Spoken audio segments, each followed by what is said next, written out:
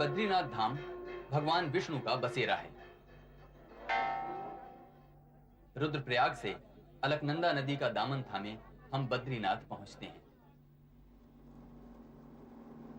बद्रीनाथ तक सड़क है, मोटर गाड़ियां चलती हैं।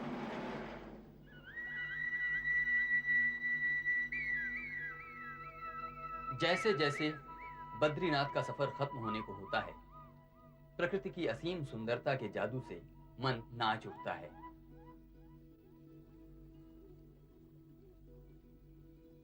ये पवित्र स्थल कभी बेरियों या बद्री की झाड़ियों से भरा पूरा था, इसीलिए इसका नाम बद्रीवन पड़ गया।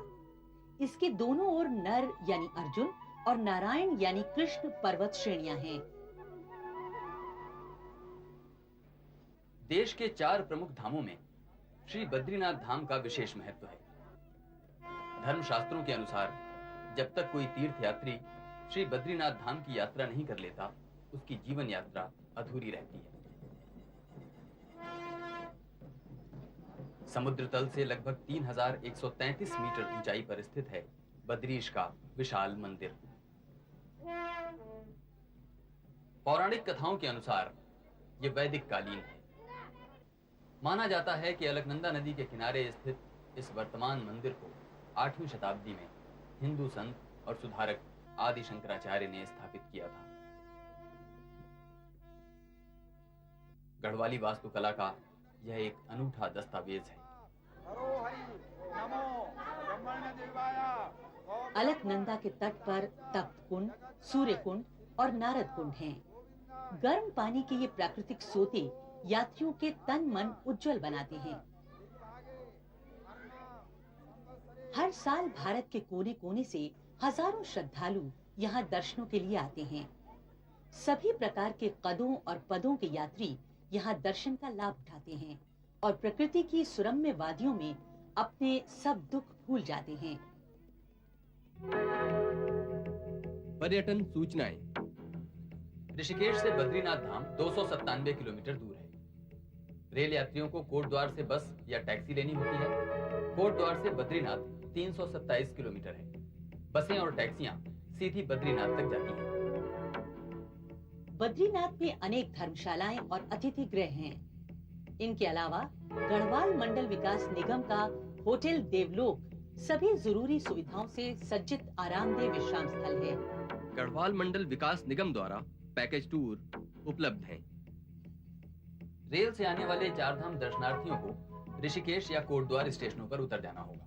यदि आप हवाई यात्रा कर रहे हैं तो नजदीकी हवाई अड्डा है जॉली ग्रांट। ये ऋषिकेश से 19 किलोमीटर दूर है।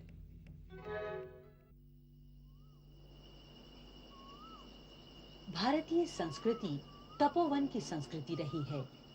हमारे यहाँ शरीर को नश्वर माना गया है। यहाँ जप, तप, दान और परलोक को अधिक महत्व दिया जाता है।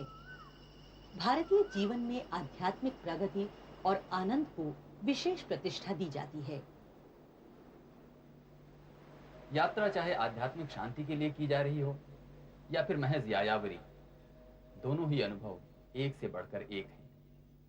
बदलते हुए भारतीय समाज में यात्रा संबंधी पुराने भय कम हुए हैं। पर्यटन संबंधी सरकारी योजनाओं और आवागमन के साधनों में आए बदलावों ने साधारण लोगों को भी भ्रमण के लिए प्रेरित किया है।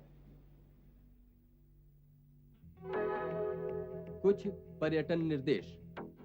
कृपया अपने वातावरण को साफ रखने में सहयोग दें। प्लास्टिक या पॉलिथीन इत्यादि का प्रयोग न करें, इससे पर्यावरण प्रदूषित होता है। रास्ते में खाने पीने के टिन या डब्बे न फेंकें, इसके लिए उचित स्थानों का प्रयोग करें। कृपया ध्यान दें कि इन स्थानों में पर्यावरण का प्राकृतिक संतुलन बिगड़ने ना पाए। स्वच्छ परिवेश में ही यात्रा सफल होती है।